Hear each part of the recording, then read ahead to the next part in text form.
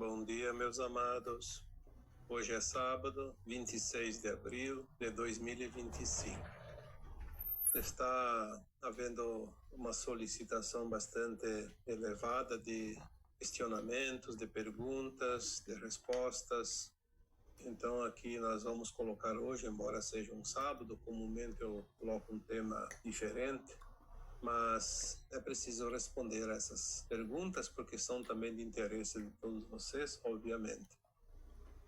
Eu não colocaria aqui um áudio, um vídeo, somente para atender uma pessoa, um assunto que poderia ser apenas teoricamente particular.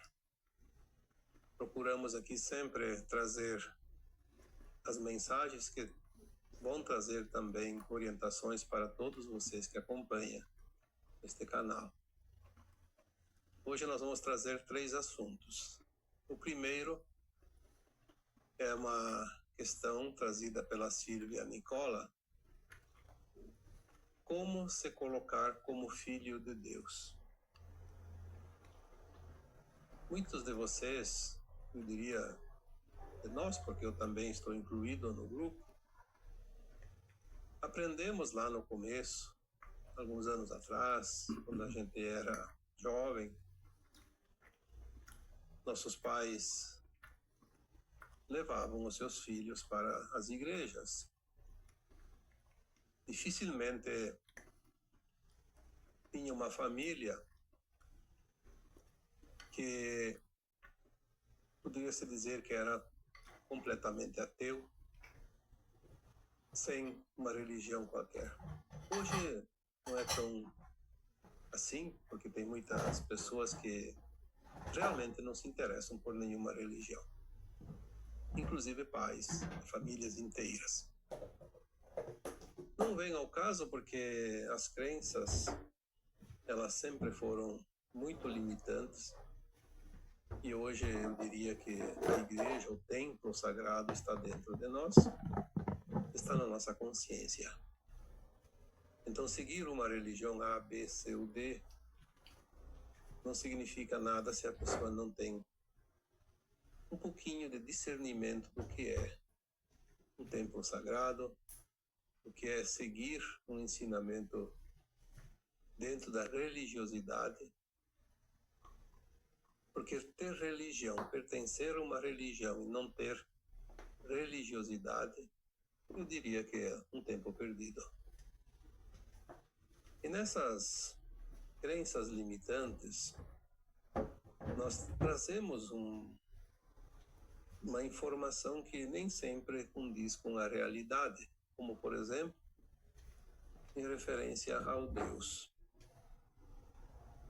Aprendemos que Deus era uma entidade que tudo via, que tudo controlava, e que ai daquele que pisasse uma vírgula fora do caminho. O Deus se manifestaria como um julgador, um opressor,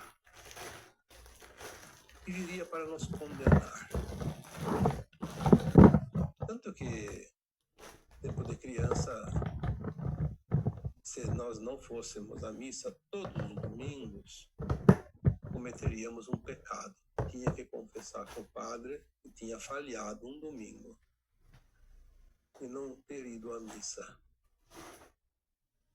Ter um pensamento que não seja correto, que não seja decente, era um pecado grave. Imagina uma ação.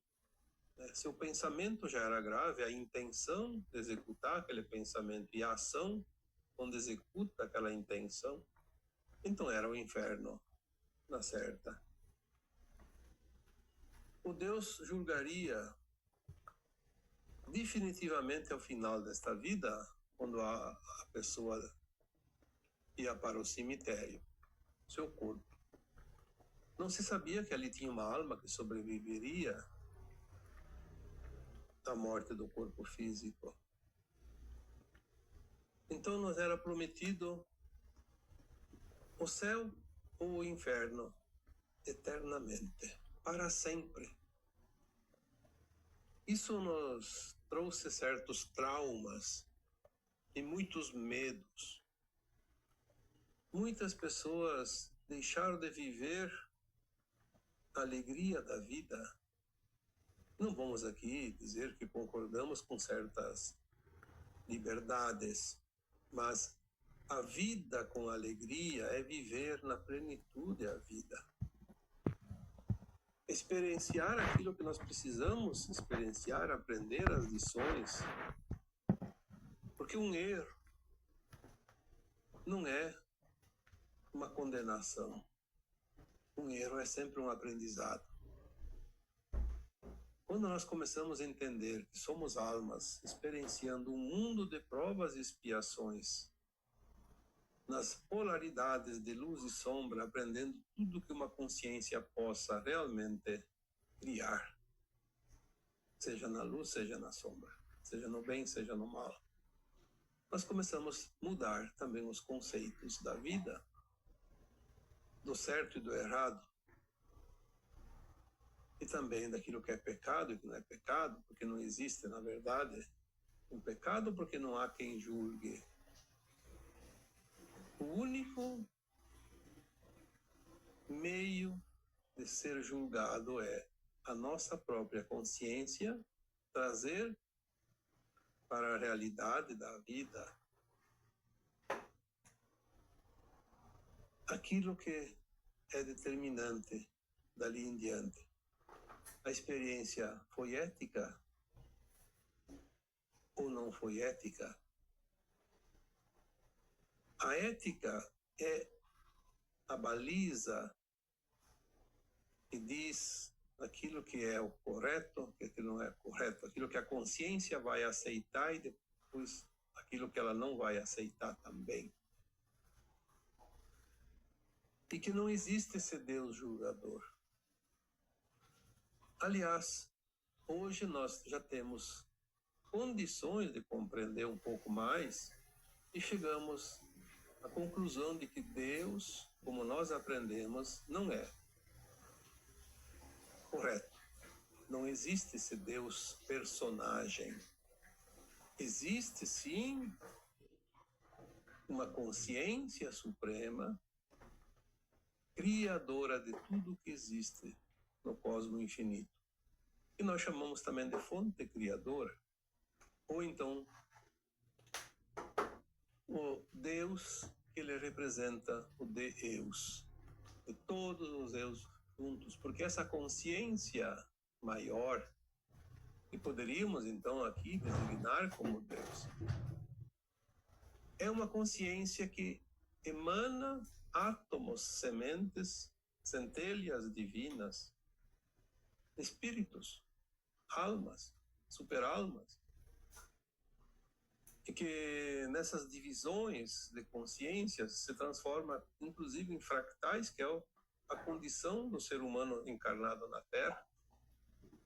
A alma encarnada na Terra é um fractal de alma, nem alma inteira é, porque é uma consciência.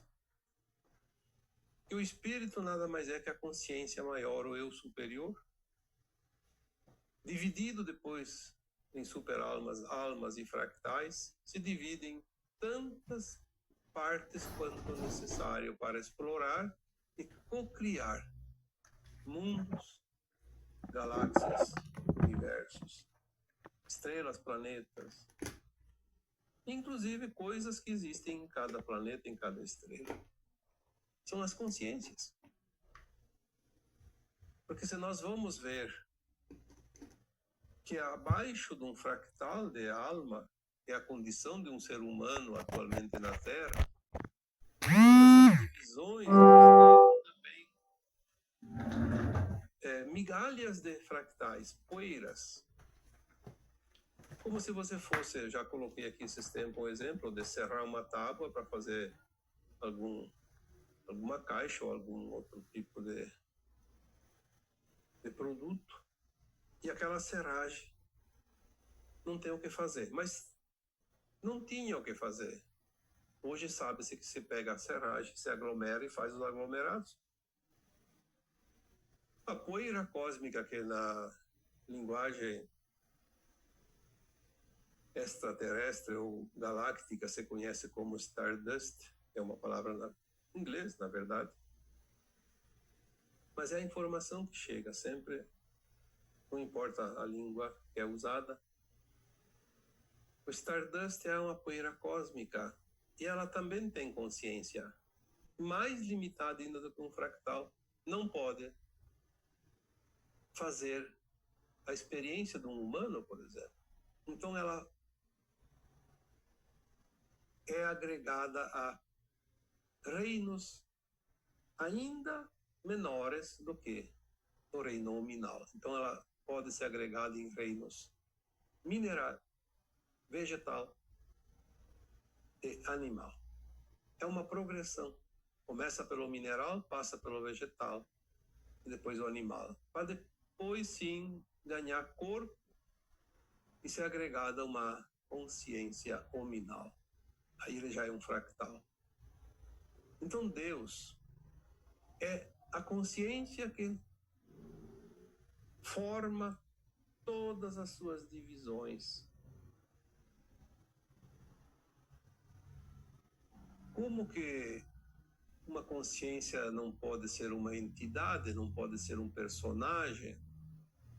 Então é óbvio que este Deus personagem não existe e não há como ele julgar. Então quem é que vai julgar? É a própria consciência que está em cada superalma, em cada alma, em cada fractal. Porque abaixo do fractal não tem consciência responsável pelos seus atos. Por isso um animal faz o que deseja. A planta ainda pode menos e o mineral ainda menos. Mas eles não têm essa responsabilidade do ser humano. Aí quando vem essa pergunta, como se colocar como filho de Deus? Bom, então depois desta explicação, fica mais fácil. Você já está se colocando como parte da consciência maior. Você acredita porque você colocou essa pergunta? Como eu também já acreditei, e não tem nada de errado nisso, apenas com o tempo vamos entender que muda um pouco o panorama do entendimento em relação ao Deus.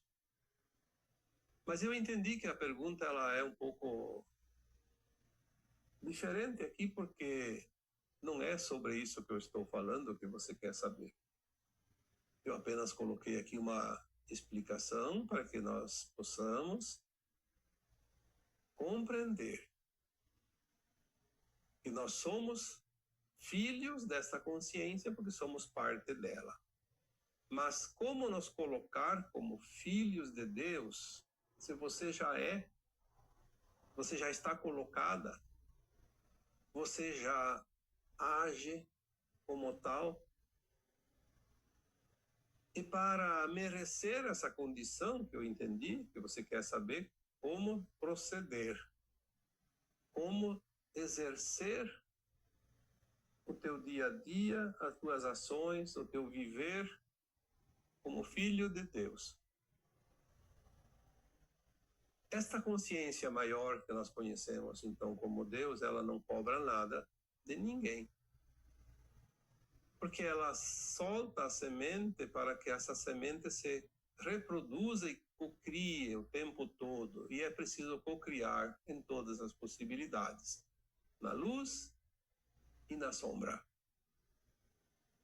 Sem a sombra, a luz não cria, porque, como eu falei num áudio esses dias, a matéria escura é predominante em qualquer lugar, para que nós possamos trabalhar essa matéria e cocriar algo que seja positivo. Como também podemos cocriar nesta mesma matéria algo negativo, o bem e o mal. Para você se colocar como parte dessa consciência suprema, se você já não precisaria fazer absolutamente nada para ser ou ter essa condição de filho de Deus, dessa consciência suprema. Mas como ser o melhor? Talvez seja isso que você queira saber. Como ser digna de dizer, eu sou filha de Deus? É você fazer aquilo que você deseja fazer. E conhecer e reconhecer cada ação como responsabilidade tua. Aquilo que você fizer, seja na luz, seja na sombra, é tua responsabilidade. Você vai colher os frutos daquela cocriação.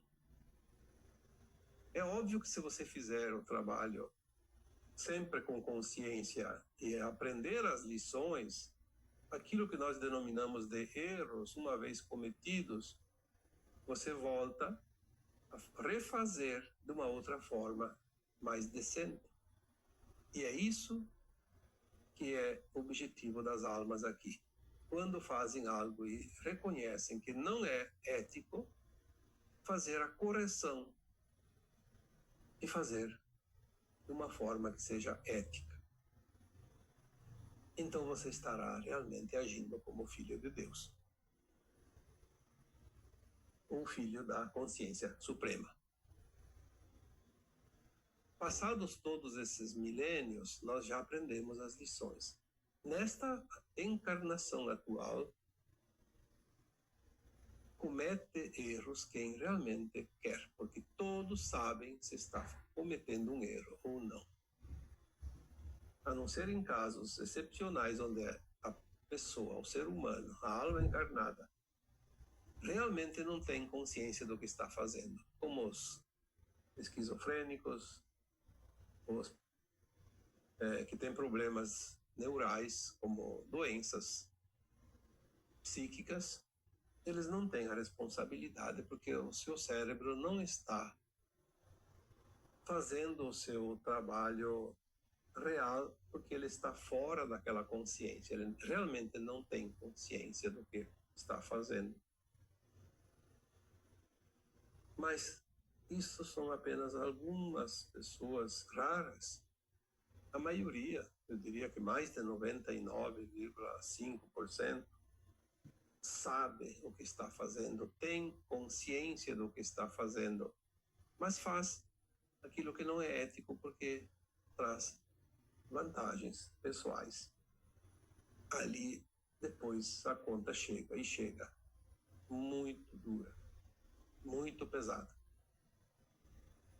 Então seria mais ou menos isso. A seguinte questão foi trazida pela Bruna Oliveiro Melo. Diz a Bruna: o que te incomoda no outro é o que precisa curar em você.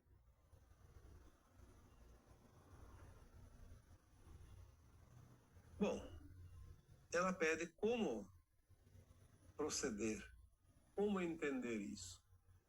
Como assim? O que te incomoda no outro é o que você precisa curar em você.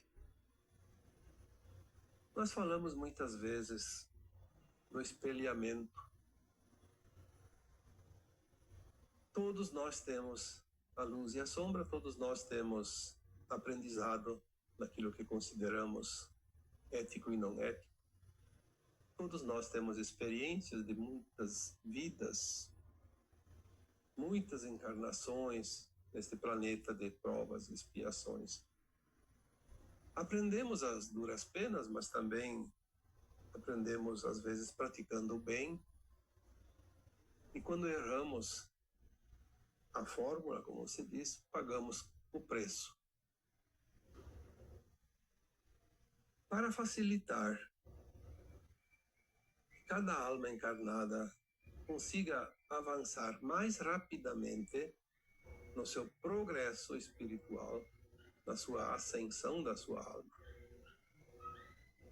existem mecanismos dentro das leis naturais, dentro das oportunidades que o universo nos coloca à disposição em cada momento, que é o trabalho em grupo. Por isso, Agora o planeta está cheio de gente. Houve um tempo que o planeta tinha poucas almas encarnadas. Mal se conheciam porque viviam em cavernas, em tribos distantes. Mas na medida que foi crescendo a população, a aglomeração também aumentou, as cidades cresceram, os condomínios, os edifícios, as comunidades de bairros. Enfim, as famílias aumentaram também, numa época, um grande número de filhos, cada família. Os grupos se trabalham entre si, porque nós não precisamos passar novamente por experiências que já sabemos como é o resultado. Por isso nós vemos pessoas cometendo atitudes ou tendo atitudes que sabemos que o resultado não será positivo. Não precisamos passar pela experiência. Temos dentro de nós a memória da experiência já vivida. Mas poderíamos ter esquecido, então vemos nos outros aquilo que não queremos. Aquilo que não queremos para nós, não queremos fazer, porque sabemos que não é correto, não é ético. Por isso que incomoda ver o outro fazendo algo. Atitudes no outro que me incomoda é porque aquilo ainda não está bem curado em mim. Pode ser um trauma de quando foi pago o resgate, a expiação. Porque se eu fiz um erro, cometi um erro que causou dor e sofrimento para algo, alguém, em algum momento nesta vida ou em vidas passadas, depois vem a conta. E quando vem a conta, vem a dor. E a dor pode ter sido tão grande que causou um trauma. E quando vemos alguém cometendo erros, podemos ter essa lembrança, essa memória. E aquilo nos incomoda, porque traz a lembrança de uma dor. É como aquele marido ou aquela esposa que foi traído ou traída. Depois de um tempo, até parece que aquela ferida fecha, para de sangrar. Mas quando alguém lembra, diz, você lembra daquela vez que o teu marido te traiu, a tua esposa te traiu? A dor volta. E o que acontece? Aquela pessoa que foi traída fica com raiva daquela pessoa que lembrou, mexeu na ferida. Então, quando alguém faz algo que nos incomoda, é uma ferida dentro de nós que ainda sangra. Temos ainda uma lembrança, uma memória de algo que não gostamos de lembrar. Ainda dói. E não sabemos, não temos a lembrança da vida passada, mas incomoda. É por isso que nós vemos pessoas fazendo algo e nos incomodamos tanto. Por isso, então, o que te incomoda no outro é o que precisa curar em você. Nós não conseguimos ver o nosso rosto, por exemplo, sem a ajuda de um espelho. Nós podemos não estar vendo algo dentro de nós sem que um outro nos mostre aquela faceta interna. Curar em nós aquilo que vemos no outro é o curativo da ferida ainda exposta. Às vezes, tem hábitos que nós cometemos no dia a dia que são falhas. Nós reconhecemos a falha. E não aceitamos porque aquilo lá nos traz uma sensação desagradável. Vamos supor que eu tenha inveja de algo ou de alguém e eu não gosto de sentir inveja. Eu reconheço isso em mim, então eu não gosto. Mas eu não falo para ninguém, porque isso me deixa envergonhado, me deixa triste também. Porque é uma falhas. Aí eu me deparo com uma pessoa invejosa e eu reconheço nela a inveja que ela tem porque ela está em mim. E eu não gosto daquela atitude daquela pessoa, porque ela me lembra aquilo que eu não gosto em mim. Então é sempre a mesma sequência. O outro me mostra uma situação que eu não quero reconhecer, ou que eu sinto dor ainda em mim, porque é uma ferida mal curada. Esta é a razão do porquê tanto nos incomodamos em ver no outro aquilo que eu preciso curar em mim. E por último, eu trago aqui então mais uma situação. A pessoa anonimamente pediu, e eu não posso citar o nome dela. Diz apenas o seguinte, a questão. Fale sobre a traição no casamento. Estou passando por uma situação idêntica e eu quero entender. Bom, traição não precisa ser só no casamento. Existe traição de sócios, traição de amizade, traição em família, entre irmãos, de pais para filhos, filhos para pais. Existe a traição entre pessoas que mal se conhecem. Que quando alguém deposita uma confiança em alguém e esse outro alguém não corresponde a essa confiança, é uma traição. Mesmo que não tenha uma gravidade tão grande.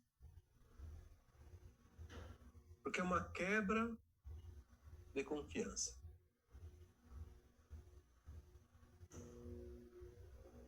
A confiança é uma fidelidade.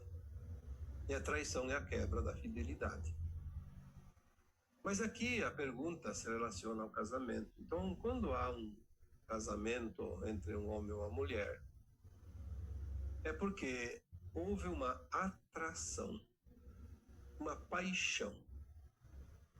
É a paixão que atrai, porque a paixão é necessária para que haja essa atração, para que aquelas duas almas encarnadas se encontrem e comecem um relacionamento, porque elas programaram isso antes de encarnar, com o objetivo de trazer outras almas para o reencarne, que seriam seus filhos.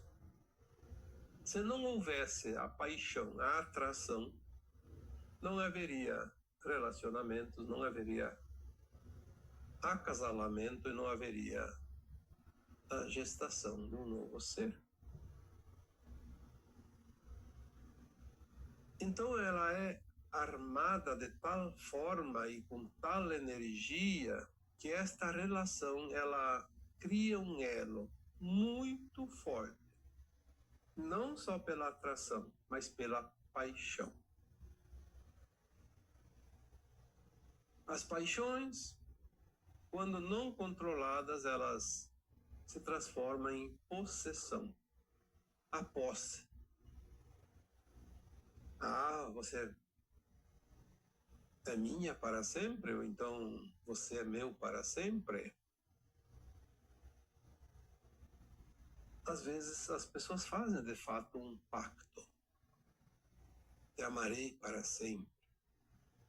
Porque no começo tudo parece eterno e tão bom, tem que durar para sempre. E nem sempre é assim. Quando chega um momento que a razão daquela paixão não existe mais. Por uma razão qualquer, que não vem ao caso, uma das partes já não tem mais aquela atração tão ativa como no começo. E como a energia, a lei da atração, a energia sexual principalmente, são energias potentes, muito fortes, porque são energias co-criadoras. E essa energia, ela está solta, como se diz. E se ela não é direcionada para o seu cônjuge, como deveria ser, ela vai acabar indo para algum lugar. Provavelmente para outra pessoa. Nesse caso, do sexo oposto. Que seria uma outra, no caso, se é o homem, uma outra mulher que não a sua esposa. Ou vice-versa, quando é da mulher com o marido. Para outro homem, não com o marido. E essa energia cria uma nova atração, como se fosse um novo foco energético. E quando há energia, essa energia precisa de ser direcionada. A energia não some por si só. Se a energia está comigo ou está com você, se está comigo, eu tenho que direcionar para alguém. Se está com você, você vai ter que direcionar para alguém. A energia não fica parada, ela vai se movimentar. Energia parada vira doença, porque ela se acumula, começa a incomodar. A energia precisa ser canalizada, mas tem que ter cuidado para canalizar na direção que não cause dor e sofrimento. Aí a pessoa diz assim, mas sim, eu estou com energia sexual tão grande, eu não posso mais direcionar para minha esposa, porque eu não tenho mais atração por ela, não me sinto bem. Então eu tenho que canalizar com outra mulher, ter sexo com outra mulher, então, para canalizar essa energia. A resposta é bem simples, mais simples do que você possa imaginar.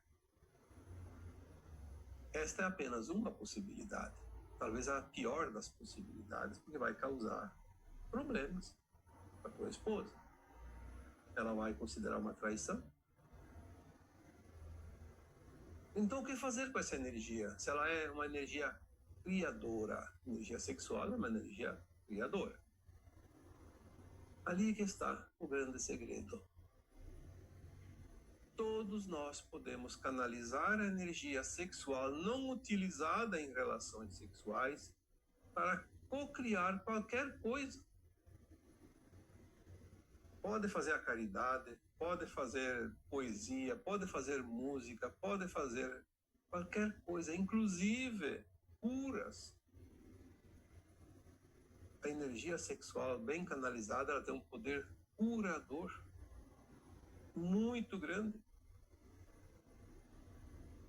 E assim é todas as energias, não é só sexual. Se eu tenho um dom, por exemplo, como muitas pessoas têm um dom mediúnico. Quantas pessoas têm canal mediúnico maravilhoso? É uma energia que precisa ser canalizada da forma e do jeito que um médium trabalha, servindo, de certa forma, outras pessoas, e inclusive seres desencarnados, porque o médium é um medianeiro entre dois planos, o encarnado e o desencarnado, o mundo físico da matéria da Terra e o mundo astral. Aqui poderíamos dizer a terceira e a quarta dimensão e outras dimensões também.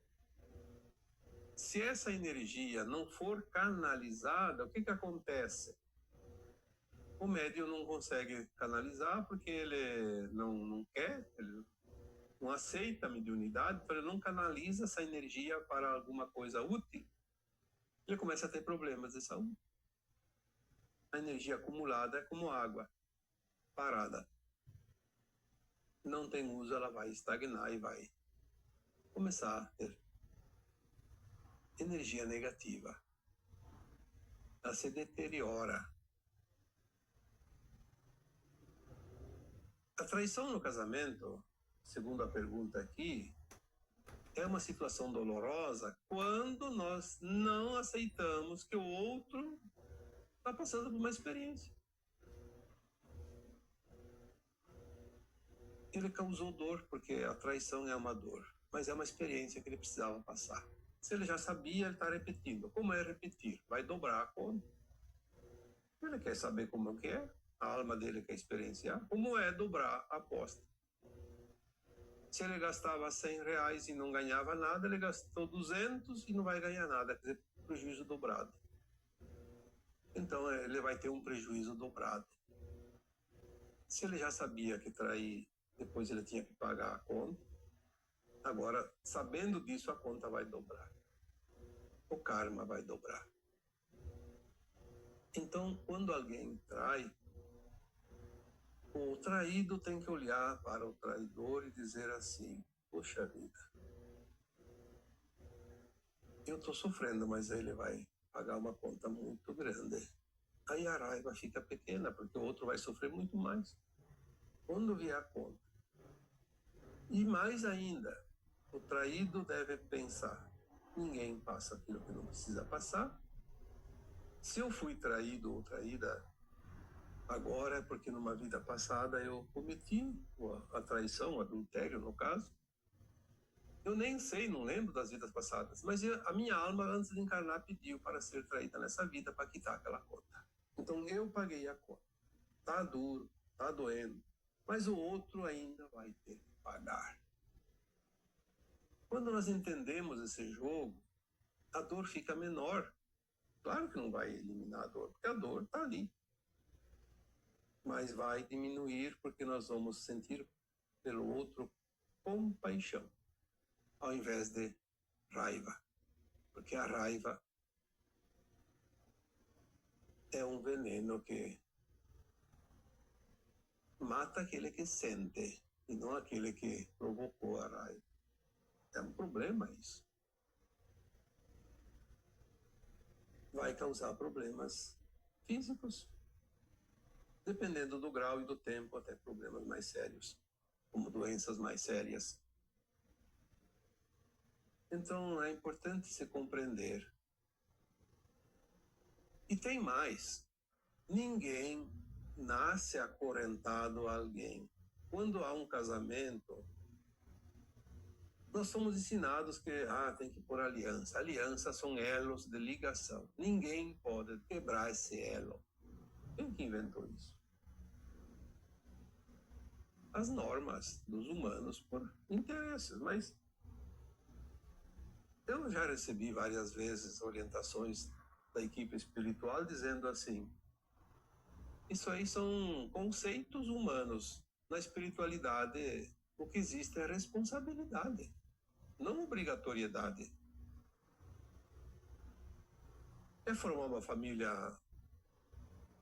amorosa, ordeira, harmoniosa, respeite as regras. Cuide para não causar dor para alguém. Quando causa dor para alguém, está criando uma divisão entre a família. Seja homem ou mulher, seja também pais e filhos. Então não há uma coisa assim que tem que ser dentro por dentro, e olho por olho. Atraiu, vai ser odiado para outra parte por resto da vida. Não vai funcionar. Esse tipo de coisa, não. Se o outro não quer ficar comigo, é porque eu tenho que passar por isso. Meu marido é obrigado a ficar para sempre.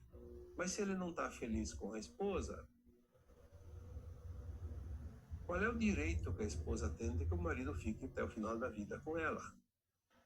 Se um não está feliz e se obriga a ficar no relacionamento, logo serão dois infelizes. Porque eu não acredito que um cônjuge possa ser feliz quando ele não quer a separação do outro, que não quer mais ficar no casamento.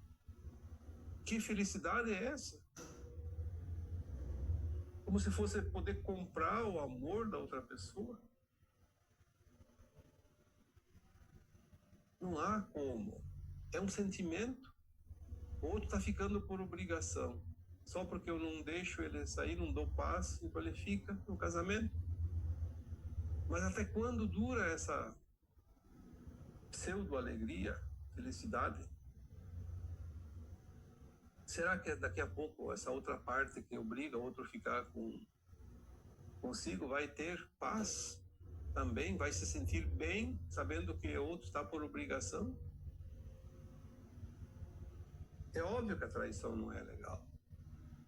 O melhor seria assim, quando um cônjuge não tem mais atração pelo outro e a convivência fica pesada, abra o jogo, diz, olha, eu estou infeliz. Eu acho que o melhor é cada um viver a sua vida. Se eu ficar contigo, eu também não vou ser feliz, mas daqui a pouco você também não vai ser feliz. Eu não posso compartilhar nada porque eu não tenho essa vontade mais, isso aí já não me faz bem. Nós não podemos ficar amarrados numa árvore. É preciso que a vida siga. Há outras possibilidades, paciência. Vai fazer o quê? Às vezes o homem e a mulher se encontram só para gerar um filho, ou 2 ou 3 filhos que combinaram antes de nascer, antes de reencarnar. Quando completou a missão, nada mais segura eles. Por isso que às vezes eu conheço casos que a mulher engravidou, o marido sumiu. E depois foi se juntar com outra mulher que já tinha filho, em vez de cuidar os dele, foi cuidar os filhos da outra. Por quê? Porque é o plano de alma. Nós não sabemos o que está por trás do plano de alma dos outros. Aliás, não sabemos, às vezes, nem o que está no nosso plano. Temos noção, sim, porque o presente reflete o passado, mas não há como dizer que há uma regra para todo mundo. Então, a traição no casamento tem que ser compreendida. Não adianta querer aceitar sem compreender. Não vai conseguir. Com o tempo, a dor vai diminuindo, porque é uma ferida que cicatriza. Mas se compreende, olha, é uma semana de sofrimento, no máximo. Aliás, poderia ser apenas um dia. O tempo de compreender. Mas vamos dar uma semana. Compreender para aceitar. Compreender e aceitar e soltar. Como tudo. Quantas vezes foi falado isso?